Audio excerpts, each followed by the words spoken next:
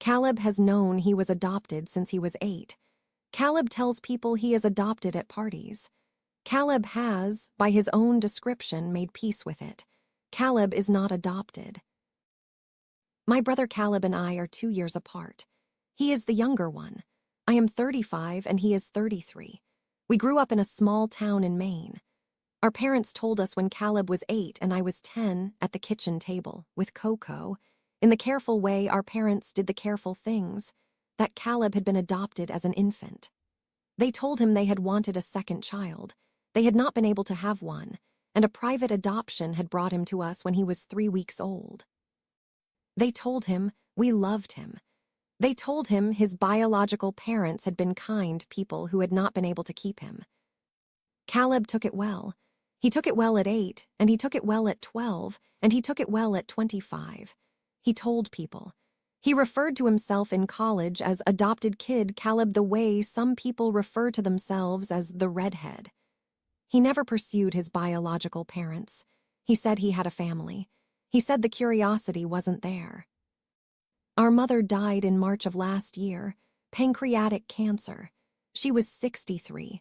The last month of her life was at home in hospice.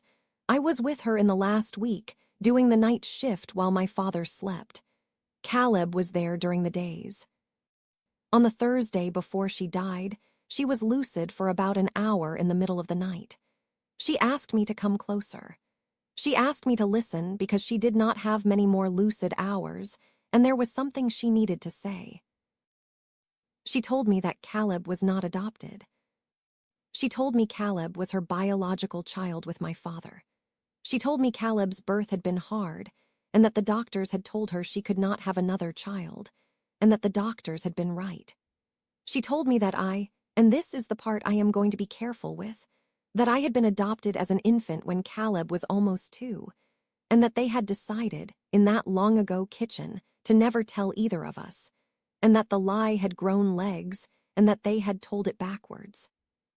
The reason, she said, was that at 8 Caleb had been a sensitive kid and had been having a hard time at school, and they had been worried about how he would handle the truth, and they had decided, and she said decided in a tone I have not forgotten, to tell him the story they thought would be easier to live in. They had thought, she said, that they would tell me the same story at some point. They had not gotten around to it.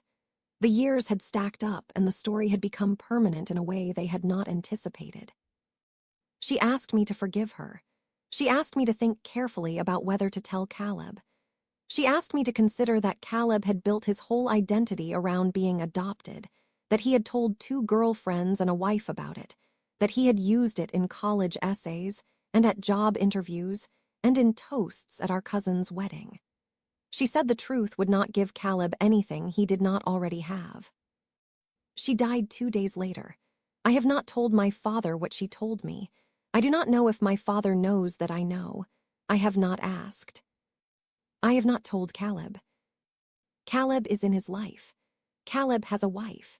Caleb has a 1-year-old daughter who looks like our mother in a way that I, until last March, had attributed to family resemblance over time. Caleb believes the daughter is his biological child. The daughter is his biological child. Caleb is also our parents' biological child. The wrong person in this family has been thinking the wrong thing for a 1/4 century, and now that I know, I am the one who has to live with the choice. Caleb visits me on Sundays. He brings the baby. He tells stories about his adopted kid weirdness that make our cousins laugh. I laugh too. I have not figured out which version of the truth is mine to give him. What would you have done? Tell me in the comments.